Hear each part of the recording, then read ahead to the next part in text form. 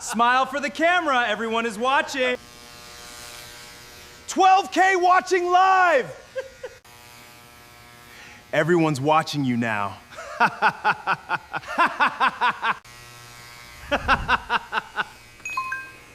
at her face! She thought she was tough! The first strip of hair hit the mat before anyone realized. The live stream had already gone viral. The electric clippers buzzed against Jasmine Reed's scalp as she sat on her knees in the center of the dojo, wrists bound behind her with training belts. Half of her thick, dark curls still framed one side of her face. The other side had already been shaved clean to the skin. 3 young men stood around her laughing. One held the clippers, another filmed everything on his phone. The third read the comments flooding the live stream. "Look at her," Marcus Hale laughed. "The quiet little black belt wannabe finally shut up." Jasmine kept her eyes on the floor. She said nothing. Marcus pressed the clippers against the side of her head again. The machine screamed. Another section of hair fell behind the camera. Travis nearly doubled over. "Guys, look at the numbers. We're over 15,000 viewers." Comments poured across the screen. "Do it again," she asked for it. "Shave the rest, farm girl energy." But in a dojo, Jasmine heard every word. But the strangest thing happened when Marcus leaned closer. She smiled, not a big smile. Not a happy one, just the faintest lift at the corner of her mouth. Marcus stopped. "What are you smiling at?" Jasmine slowly raised her eyes. "You should probably stop," the 3 men laughed. Or what Marcus asked. Jasmine looked past him toward the glass doors of the dojo. "Before she sees this," Travis snorted. "Who your mommy?" Jasmine didn't answer. Marcus switched the clippers off. For half a second, the dojo went strangely quiet. Then Travis's phone vibrated once. Twice, 3 times. A private message appeared over the live stream. "Delete the video," Travis frowned. "What another message?" "Take the camera off her now." Marcus laughed. "Who sent that?" Travis opened the profile. There was no name, only a black silhouette of a Marine Corps emblem. He shrugged. "Probably some troll trying to scare us." Marcus grabbed the clippers again. "Then let's give her something worth watching." The machine started, and this time neither of them noticed the gray sedan that had just pulled into the parking lot outside. 6 hours earlier, Jasmine Reed had been sweeping the same dojo floor. It had been only 19 days since she and her mother moved to the small town. 19 days of polite smiles, careful words, and trying not to stand out. Jasmine was 21, soft-spoken, and almost painfully patient. The kind of girl who apologized when someone else bumped into her. The kind who stayed late to clean the mats after class, even when no one asked. The kind who never raised her voice. That was why people at the dojo had already decided what she was. Harmless, quiet, weak. They were wrong. Jasmine knew exactly what they thought of her. She also knew exactly why. Her mother had warned her before they arrived. "Keep your head down," her mother had said. It had sounded strange, coming from a woman who had spent 22 years in the Marine Corps, most of it in places where keeping your head down could get you killed. But Jasmine had smiled. "You're the one who worries too much." Her mother had stared at her for a long moment. "No, I'm the one who's seen what happens when people underestimate the wrong person." Jasmine still remembered that sentence, especially the last part, because there was something about her mother that she never discussed with anyone. In town, most people thought her name was simply Ms. Reed. They knew she was retired military. They knew she was quiet and kept to herself. That was all. Jasmine never told them more. And for good reason. On the morning everything changed, her mother had called from an unknown number. "I may be delayed longer than expected." Jasmine had been standing outside the dojo, watching the sun hit the windows. "How long, I don't know." "That's comforting," her mother chuckled quietly. "You'll be okay, I always am." There was a pause, then her voice changed. "Serious, Jasmine."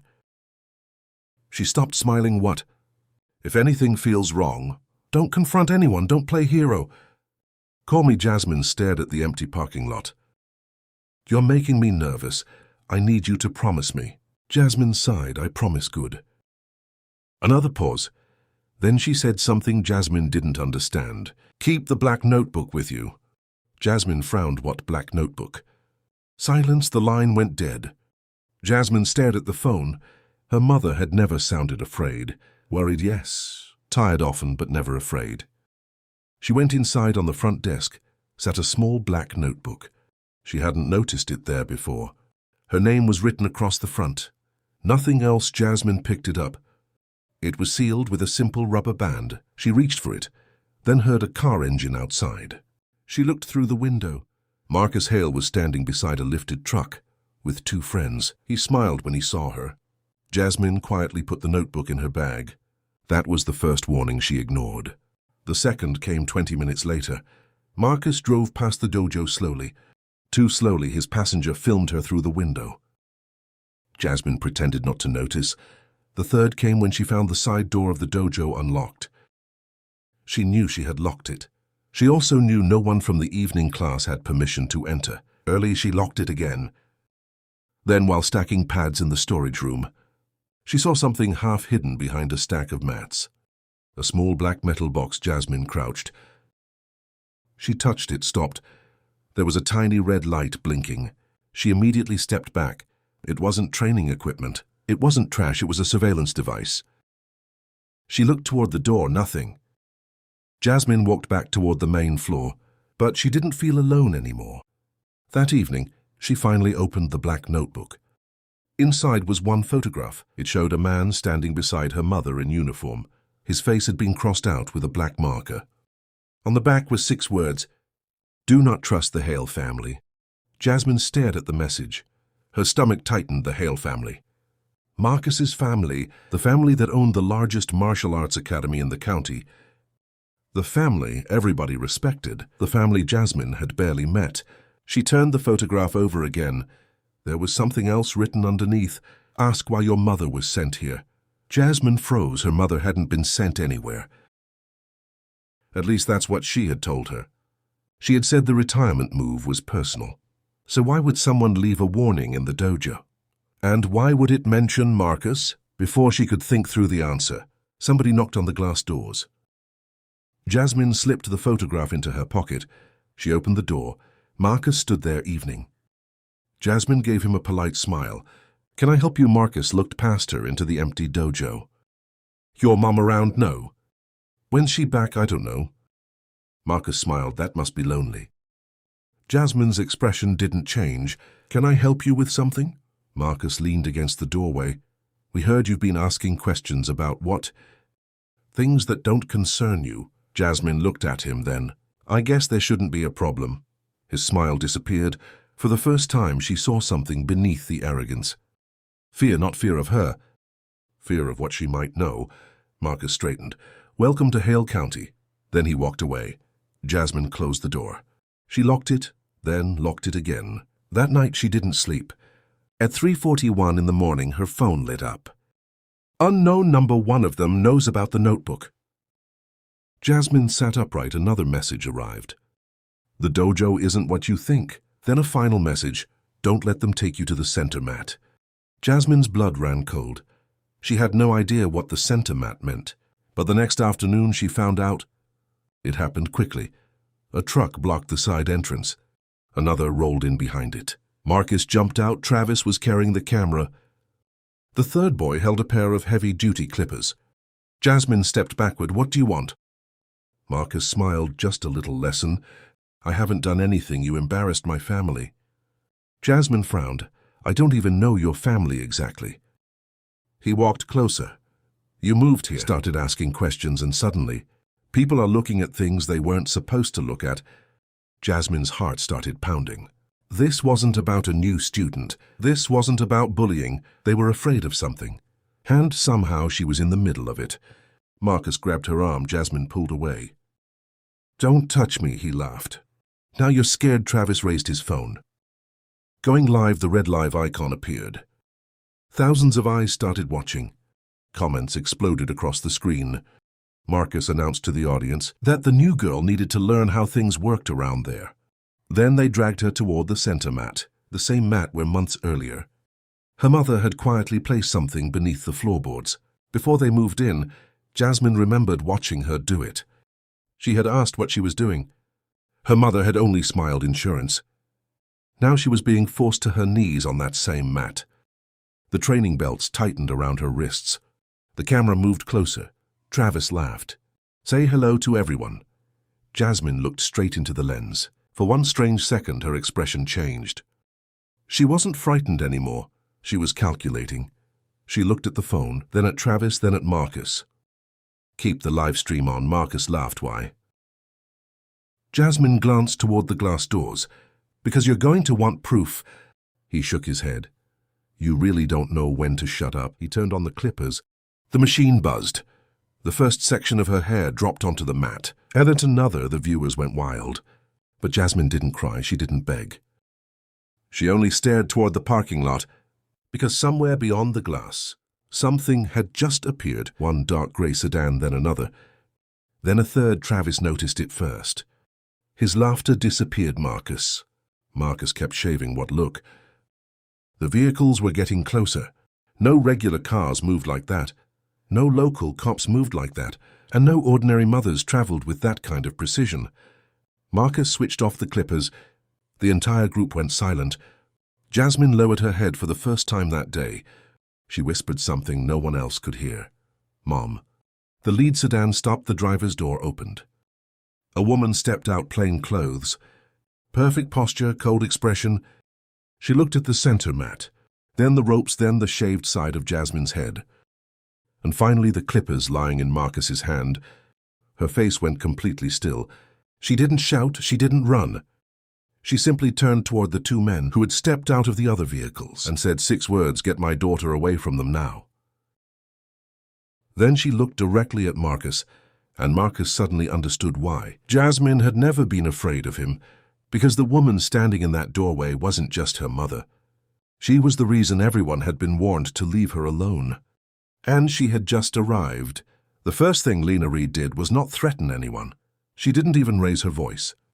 She walked straight to Jasmine. One of the men cut the belts from her wrists, while another moved between her and the 3 young men. Lena crouched beside her daughter. "Are you hurt?" Jasmine shook her head. "They didn't hit me." Her mother's eyes moved to the shaved side of her head. She reached out carefully and touched the remaining curls near her ear. For a second, the hardened expression on her face disappeared. Then it returned. "Who did this?" Jasmine looked toward Marcus. "He did." Lena stood. Marcus suddenly looked much smaller than he had a minute earlier. Still, he tried to hide it. "Who are you?" Lena didn't answer. Instead, one of the men stepped forward. "Ma'am, we have the live stream archived." Marcus's eyes widened. "What?" The man held up a device every second. Travis immediately started tapping his phone. "I can delete it." The man looked at him. "You can try." Travis pressed the screen.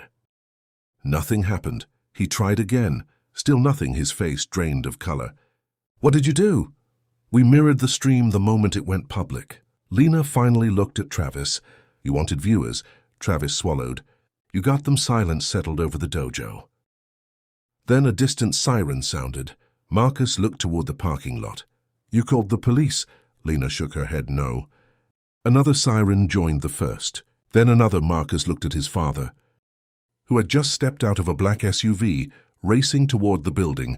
Victor Hale had arrived. He was the kind of man who normally walked into a room and expected everyone to move aside. But when he saw the 3 unmarked vehicles and the men standing with perfect posture, his confidence disappeared. He stared at Lena. Recognition flashed across his face. "You." Lena said nothing. Victor looked at Jasmine, then at the clippers, then back at Lena. "What is this?" Lena's voice was calm. "You should ask your son." Victor's eyes moved toward Marcus. "What did you do?" Marcus pointed at Jasmine. She was asking questions. Victor's expression hardened. "What kind of questions?" Marcus hesitated. Lena noticed that hesitation was enough. She looked at one of her men. "Bring up the file." The man pulled out a tablet. A map appeared, then a series of photographs, vehicle storage containers, nighttime surveillance images, and finally, Victor Hale's private training facility on the edge of town. Jasmine stared at the screen. "So that's what the notebook was about." Lena looked at her. "You opened it?" "You left it for me. I had no choice." Victor stepped forward. "You people have no authority to be here." Lena looked at him. "That's where you're wrong." She nodded toward the parking lot. A convoy of local law enforcement vehicles had just arrived. Officers got out behind them. Were federal investigators. Victor's face went pale. What's going on? One of the investigators approached him. Mr. Hale, we're going to need you to come with us. Victor laughed nervously. This is ridiculous. You can explain that downtown. Marcus backed away. No. An officer reached for his arm. Marcus pulled away. Don't touch me. Lena didn't move. She didn't need to. The man standing beside her simply said, Don't make this worse. Marcus looked around. Every escape route was gone. The livestream camera was still running. Thousands of people were watching, and the audience that had spent the afternoon cheering for him had suddenly turned against him. Comments raced across the screen. Who is that woman? Is that military? Why are the cops here? That girl didn't deserve this. Marcus stared at the phone. Turn it off. Travis shook his head. I can't turn it off. The screen froze, then a message appeared. Stream saved. Marcus looked at Lena. What are you going to do? Lena's answer was quiet. I'm not going to do anything. Marcus almost laughed. Then Lena looked at the investigators. That was when Marcus realized something terrifying. Lena wasn't there to beat him. She didn't have to. She had brought the truth with her. The investigators took the phone. They examined the live stream. Every threat, every insult, every admission, everything Marcus thought would disappear into the internet was now evidence. One investigator looked at Victor. Your son mentioned the East facility 3 times. Victor's face tightened. He doesn't know anything. Lena replied, he knows enough. Victor stared at her. You planned this. Lena shook her head no. Then she looked at Jasmine. They did. Jasmine stepped forward. Her hair was uneven and painfully short on one side. Her wrists were red from the belts, but her voice was steady. You warned me not to ask questions. Lena nodded. I did. And you knew they were connected to the facility. I suspected it. You suspected I couldn't prove it. Jasmine looked at the investigators. So now we can. Lena nodded. That live stream gave us exactly what we needed. Marcus stared at Jasmine. You set us up. She looked at him. No. Her answer was simple. You did this to yourselves. Marcus shook his head. You knew this would happen. I knew you were watching me. His expression changed. What? Jasmine continued the camera behind the mats. Marcus froze the messages. Another pause. The black notebook. Lena looked at her. You figured it out. Jasmine gave a small smile. I figured out that whoever was behind this wanted me to find something. One of the investigators looked impressed. What did you find? Jasmine reached into her pocket. The photograph. She handed it over. The investigator studied it. This man, he stopped. Lena looked at the photograph. She knew exactly who it was. That's why I had to come home. Jasmine stared at her. Who is he? Lena looked toward Victor. Victor closed his eyes for the first time. He looked genuinely defeated. Lena finally answered. He used to work for people. I was tracking. Jasmine's expression changed. Lena nodded. He disappeared 4 years ago. The investigator added quietly, and we believe he's been using Hale property to move stolen military gear. Victor immediately protested. You can't prove that the investigator held up the tablet. We have footage, then another file. Transaction records, another vehicle logs. Another phone records. Victor's shoulders dropped. Marcus stared at his father. You told me it was just equipment. Victor looked at him. Enough. Marcus stepped backward. You said nobody would ever find out. Victor snapped. Shut up. The words came too late. The investigator heard them. So did the live stream. So did thousands of viewers. One of the officers smiled faintly. That may be the most useful sentence you've said all day. Victor was handcuffed. Marcus was next. Travis stood frozen. The third boy. Caleb was crying. I didn't know what they were doing. Jasmine looked at him. You knew enough to laugh. Caleb lowered his head. I'm sorry. Jasmine studied him. Then she said, Be sorry when nobody is watching.